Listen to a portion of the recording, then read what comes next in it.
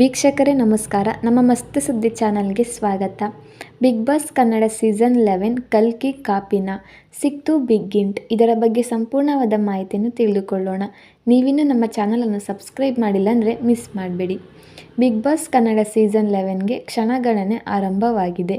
ಈಗಾಗಲೇ ಸಂಭಾವನೀಯ ಅಭ್ಯರ್ಥಿಗಳ ಬಗ್ಗೆ ಬಿಸಿ ಬಿಸಿ ಚರ್ಚೆ ನಡೆಯುತ್ತಿದ್ದು, ಕಲರ್ಸ್ ಕನ್ನಡ ಸಹ ಬ್ಲರ್ ಆದ ಫೋಟೋವೊಂದನ್ನು ಶೇರ್ ಮಾಡಿಕೊಂಡು ಬಿಗ್ ಬಾಸ್ ಸ್ಪರ್ಧಿಗಳ ಬಗ್ಗೆ ಸ್ಟ್ರಾಂಗ್ ಹಿಂಟ್ ಕೊಟ್ಟಿದೆ. ಕನ್ನಡತಿ ಸೀರಿಯಲ್ನ ಹರ್ಷಖ್ಯಾತ ಕಿರಣ್ ರಾಜರಿಂದ ಹಿಡಿದು ಬಹುಭಾಷಾ ನಟಿ ಭಾವನಾವರೆಗೂ ದೊಡ್ಡಮನೆಗೆ ಎಂಟ್ರಿ ಕೊಡ್ತಾರೆ ಅನ್ನೋ ಗಾಸಿಪ್ ಇದೆ.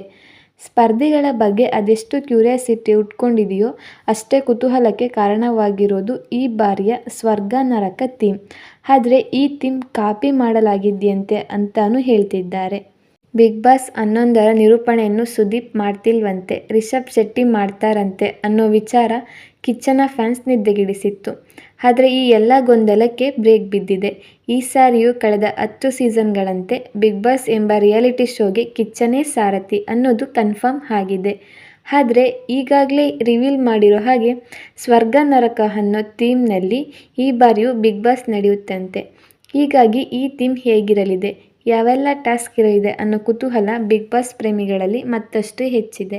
ಕಳೆದ ಸಲ ಸಮರ್ಥರು ಅಸಮರ್ಥರು ಎಂಬ ಕಾನ್ಸೆಪ್ಟ್ನಲ್ಲಿ ದೊಡ್ಡಮನೆ ಆಟ ಶುರುವಾಗಿತ್ತು. ವೋಟಿಂಗ್ ಮೂಲಕ ಅಸಮರ್ಥರೆನಿಸಿಕೊಂಡವರು ಒಂದಿಷ್ಟು ಟಾಸ್ಕ್ಗಳನ್ನಾಡಿ ಆ ಬಳಿಕ ಸಮರ್ಥರೆನಿಸಿಕೊಂಡ್ರು. ಈ ಬಾರಿ ಸ್ವರ್ಗ ನರಕ ಅನ್ನೋ ಕಾನ್ಸೆಪ್ಟ್ ಪರಿಚಯಿಸಲಾಗಿದ್ದು, ಈ ಸ್ವರ್ಗ ನರಕ ಥೀಮ್ ನೋಡ್ತಾ ಇದ್ರೆ ಅದ್ಯಾಕೋ ಈ ವರ್ಷ ತೆರೆ ಕಂಡ ಡಾರ್ಲಿಂಗ್ ಪ್ರಭಾಸ್ ನಟನೆಯ ಕಲ್ಕಿ ಕಾಪಿನಾ ಅನ್ನೋ ಪ್ರಶ್ನೆ ಮೂಡುವಂತೆ ಮಾಡಿದೆ. ಕಲ್ಕಿ 2898 AD ಸಿನಿಮಾದಲ್ಲೂ ಕೂಡ ನಿಮಗೆಲ್ಲ ಗೊತ್ತಿರೋ ಹಾಗೆ ಕಾಂಪ್ಲೆಕ್ಸ್ ಅನ್ನೋ ಕಾನ್ಸೆಪ್ಟ್ ಇತ್ತು. ಕಲಿಯುಗದ ಅಂತ್ಯವಾಗುವ ಮಾನವ ಇಡೀ ಭೂಮಿಯನ್ನೇ ಬರಡು ಭೂಮಿಯನ್ನಾಗಿಸಿ ಯಂತ್ರಗಳನ್ನು ಅವಲಂಬಿಸಿ ಜೀವನ ನಡೆಸೋ ಸಮಯದಲ್ಲಿ ನಡೆಯೋ ಕತೆ ಕಲ್ಕಿ.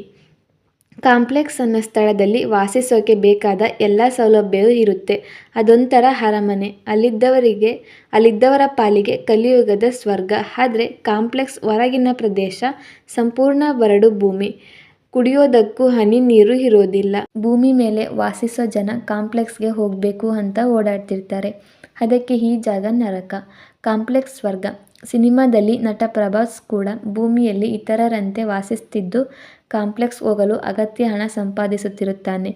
ಹೀಗೆ ಹಲವರು ಸ್ವರ್ಗಕ್ಕೆ ಹೋಗೋದಕ್ಕೆ ಬಯಸಿದ್ದಕ್ಕೆ ಅವರಲ್ಲಿಯೇ ರೇಸ್ ಶುರುವಾಗುತ್ತದೆ, ಗಲಾಟೆಯೂ ಆಗುತ್ತೆ. ಇದೀಗ ಬಿಗ್ ಬಾಸ್ ಕೂಡ ಇದೇ ರೀತಿ ನರಕ ಸ್ವರ್ಗ ಅನ್ನೋ ಕಾನ್ಸೆಪ್ಟ್ನಲ್ಲಿ ಬರ್ತಿರೋದ್ರಿಂದ ಇಲ್ಲಿಯೂ ರೇಸ್ ಹಾಗೂ ಗಲಾಟೆ ಆಗೋ ಸಾಧ್ಯತೆ ಹೆಚ್ಚಿರುತ್ತದೆ.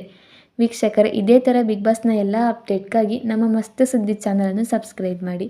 ಧನ್ಯವಾದಗಳು.